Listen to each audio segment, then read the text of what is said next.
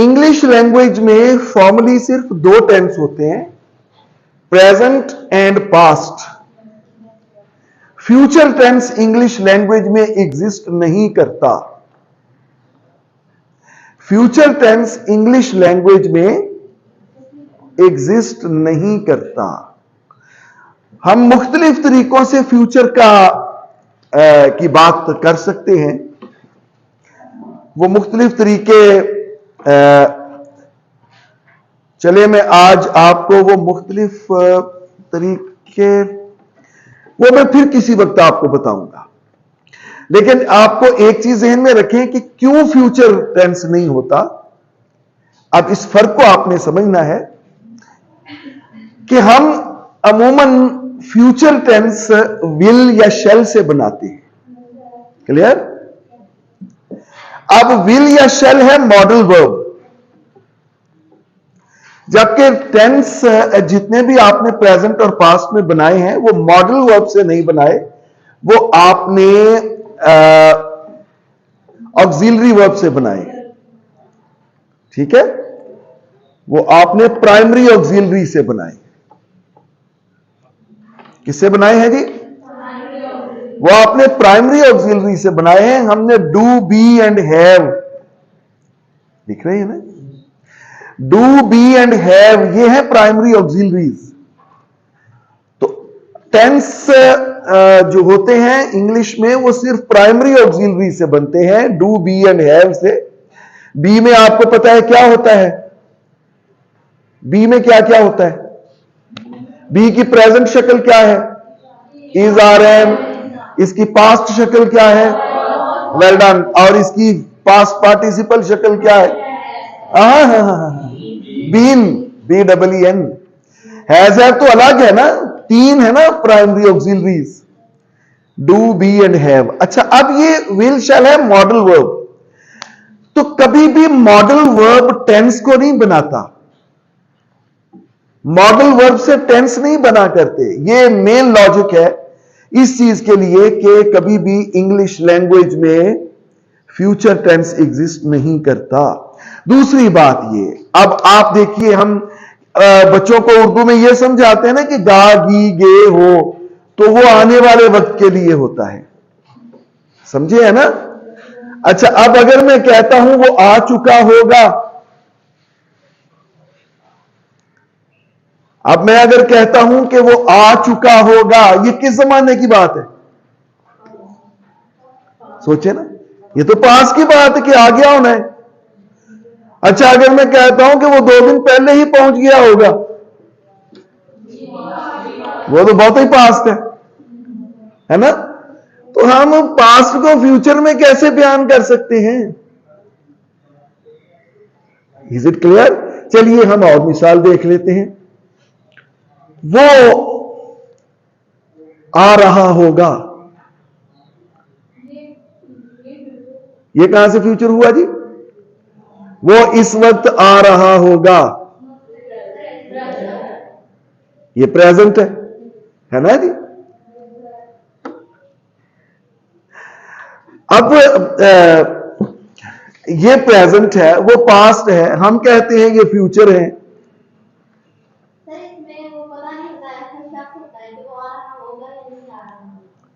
नहीं, वो शक तो अलग चीज है ना जी। हम ये डिटरमिन करना चाहते हैं कि ये गा, गी, गे जो है, क्या ये फ्यूचर के जमाने को बनाते हैं?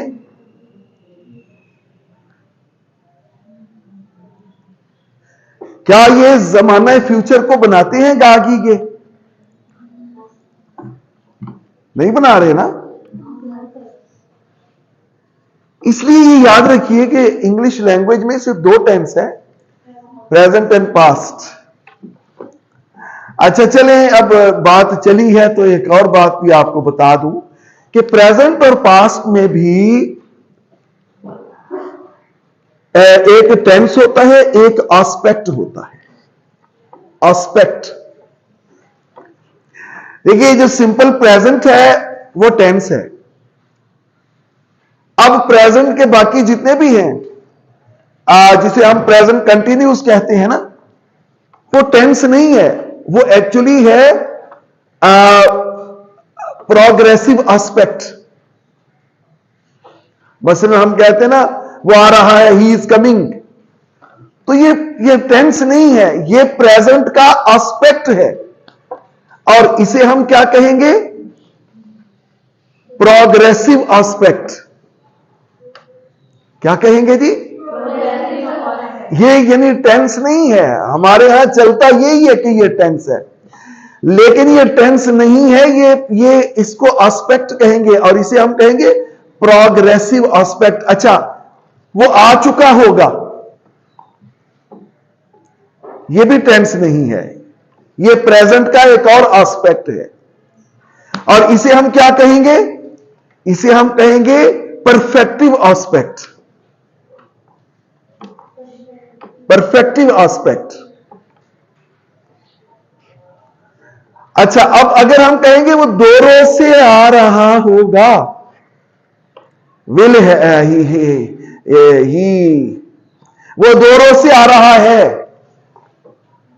सुबह से बारिश हो रही है, इट हैज बीन रेनिंग, ये क्या होगा? ये भी प्रेजेंट का एस्पेक्ट है, ये टेंस नहीं है। और ये कौन सा एस्पेक्ट है? ये परफेक्ट प्रोग्रेसिव एस्पेक्ट है।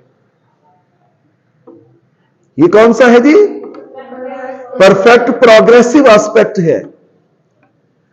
इसी तरह पास्ट में आप चले तो जो सिंपल पास्ट है वो टेंस है। आगे इसके जो जिसे हम पास्ट कंटिन्यूस टेंस कहते हैं, वो प्रोग्रेसिव, वो पास्ट प्रोग्रेसिव एस्पेक्ट है। वो क्या है जी? पास्ट प्रोग्रेसिव एस्पेक्ट है।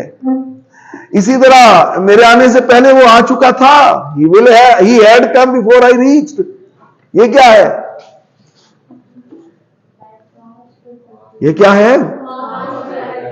Past perfective aspect. ये परफेक्टिव एस्पेक्ट है, पास्ट परफेक्टिव एस्पेक्ट है, या पास्ट का ये परफेक्टिव एस्पेक्ट है। इसी तरह हैड बीन, ये पास्ट परफेक्टिव प्रोग्रेसिव एस्पेक्ट है। तो यू गॉट द पॉइंट? ये चीजें जहन में होनी चाहिए आपके और पता होना चाहिए। चलिए अब हम कहेंगे तो इसे फ्यूचर टेंस ही, चूंकि चलता ये है नाम, लेकिन याद रखिए ये फ्यूचर टेंस नहीं है। जो हम पढ़ने लगे हैं अब, ये फ्यूचर टेंस नहीं है। मैं फर्ज करें मैं आपसे पूछता हूं कि आप ये काम कर लेंगे, तो आप कहेंगे कि मैं कर लूंगी या कर लूंगा।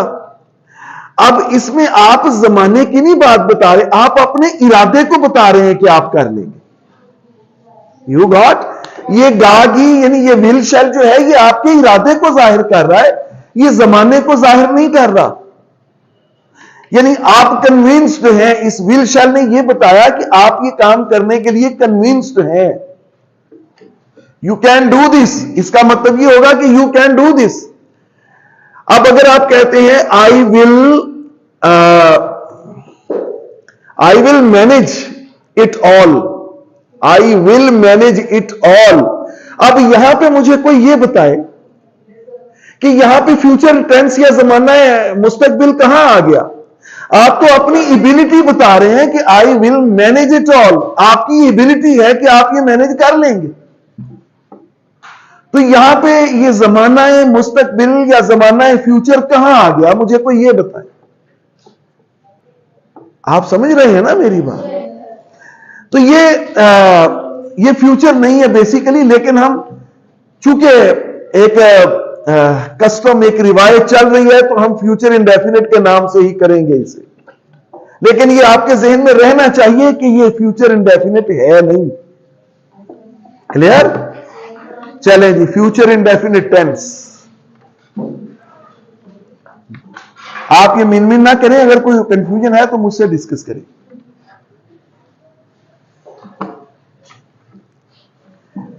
कौन सा है जी फ्यूचर इन इंडेफिनिट टेंस? जी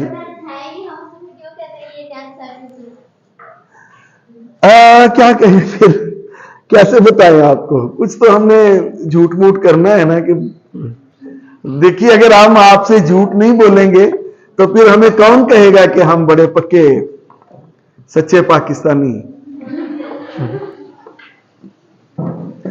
ये है नहीं। लेकिन मैंने आपको एक रियलिटी बता दी और लॉजिक के साथ बताई। मेरा ख्याल है आप मेरे इस बात से कन्विंस्ड होंगे। ठीक है, चलिए जी। फ्यूचर इंडेफिनिट टेंस, ऐसे फिक्रात जिनके आखिर में गागी गे हो।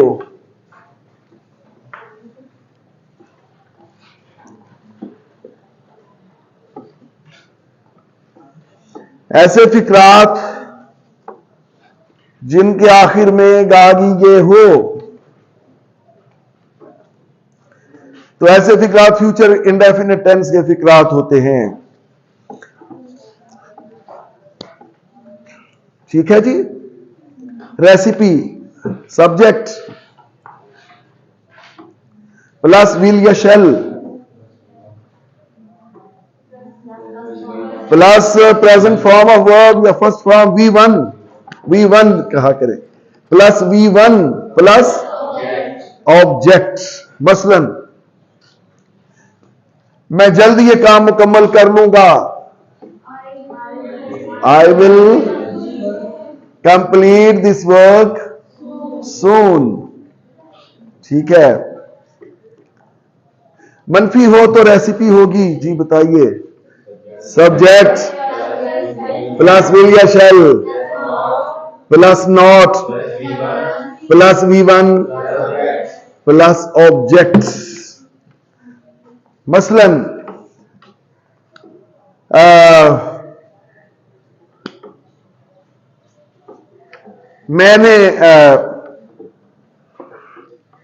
मैं वहां नहीं जाऊंगा, I shall not go there, I shall not go there। yes no question हो तो will या shall plus subject plus V1 plus object. मसलन क्या आप कुछ साल बाद एक नया मकान खरीदेंगे?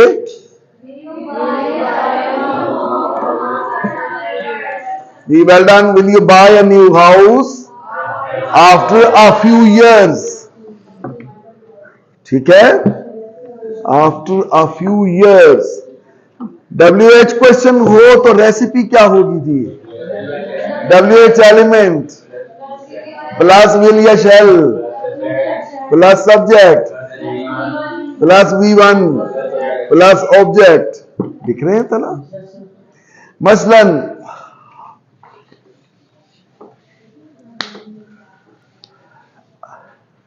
आप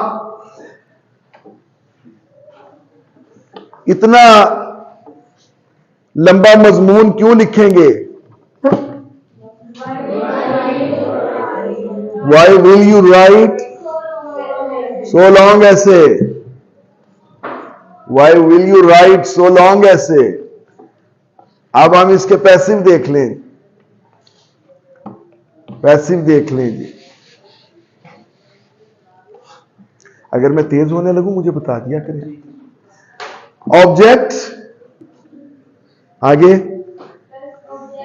ऑब्जेक्ट प्लस विल या shall plus BEB plus V3। ठीक है। मसलन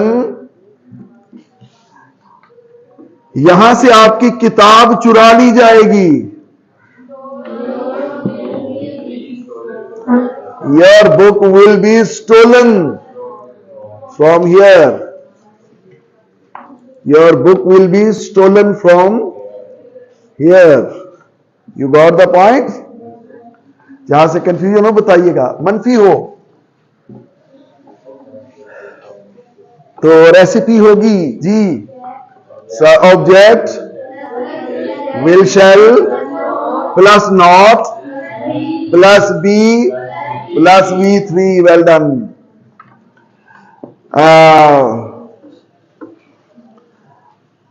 इस बात पर तो उसकी तारीफ नहीं की जाएगी। He will not be praised here for this. Sorry, here नहीं. He will be not praised for this. ठीक है जी. For this, talk टूक नहीं लिखना, for this ही काफी. अच्छा, अगर yes no क्वेश्चन हो पैसिव में, will या shall plus object plus be plus V3.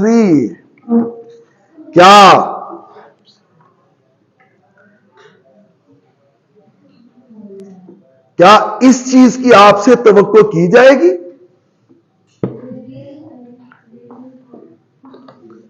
क्या इस चीज की आपसे तवक्को की जाएगी? जी. Will it be expected of you? Will it be, फिर बताइए, will it be expected of you? Expect के बाद ऑफ ही लगना चाहिए अगर आगे ऑब्जेक्ट हो तो. ठीक है. एक्सपेक्ट फ्रॉम भी आ जाता है, लेकिन एक्सपेक्ट ऑफ ज्यादा. जी जी.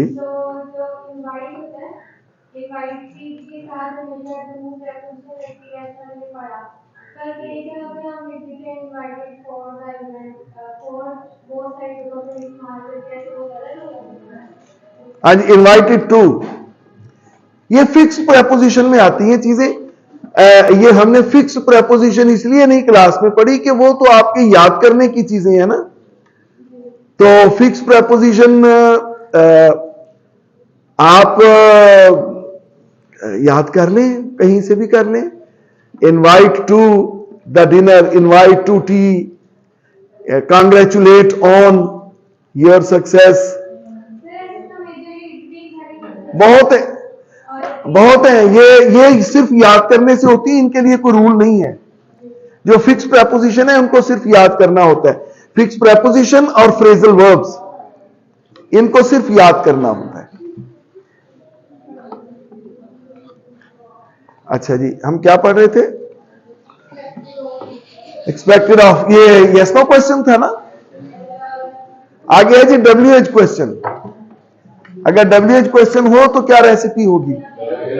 WH एलिमेंट प्लस विल या shall plus object plus be plus V3.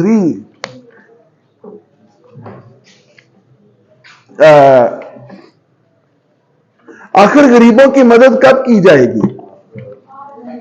After all, when will the poor be helped. यहां पुअर्स नहीं लिखना, याद रखिए. आप इनके साथ दी लगा देंगे तो वो जमा बन जाएगा. One will the poor be helped. अच्छा, अब आखिर में एक नोट लिखें. आप लिखें कि फर्स्ट पर्सन के साथ शेल, बाकी सबके साथ विल आता है. बाकी हर नाउन और प्रोनाउन के साथ विल आता है. यूं लिखे, सिर्फ फर्स्ट पर्सन के साथ शेल. फर्स्ट पर्सन क्या होता है? आई और वी. इनके साथ शेल, बाकी हर नाउन और प्रोनाउन के साथ विल आता है. लेकिन अगर आपने किसी बात पे जोर देना हो और ये कहना हो कि ये काम जरूर होगा,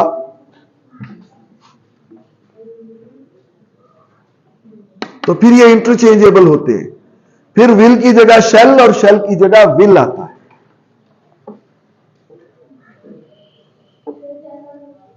जी, अगर आपने किसी बात पे जोर देना हो या जरूर के मतलब, मिसाल के तौर पर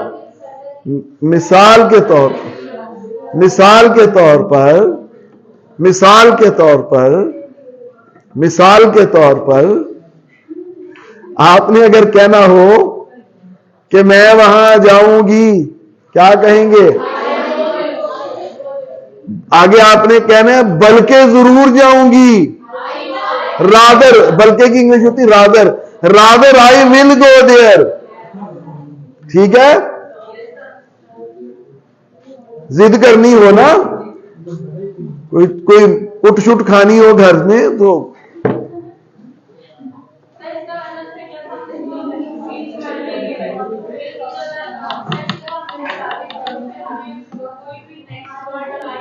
हाँ जी, फिर आपको एम्पलीफायर लगाने की जरूरत नहीं। इन्हें एम्पलीफायर कहते हैं या एम्फिसाइजर कहते हैं। ये जो हम प्लीज, ये जो हम लगाते हैं ना, सर्टनली गो, श्योरली, इन्हें हम एम्फिसाइजर या एम्पलीफायर कहते हैं। ये एम्फिसाइज करते हैं ना चीजों को। ये फिर लगाने की जरूरत नहीं होती। जब आप विल की जगह शेल और शेल की जगह विल लगा देंगे ना, फिर आपने एम्पलीफायर या एम्फिसाइजर नहीं लगाना जी। नहीं, अब आप फर्ज करें कहते हैं ना ही विल गो, लेकिन अगर आप कह देंगे ही शेल गो, तो फिर वो दे देगा कि वो जरूर जाएगा।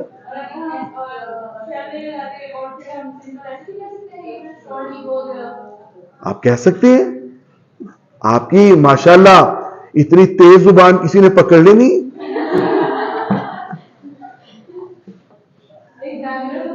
नहीं, वो नहीं पकड़ सकता, बाद में आपको दुरुस्त कर सकता है।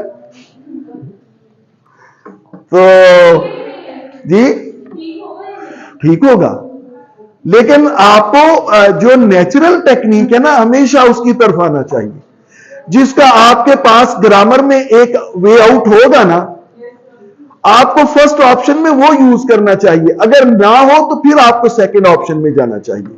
अब इसका एक है आपके पास, तो आप वो यूज करें ना पहले, फिर आप एम्पलीफायर या एम्फिसाइजर की तरफ आए।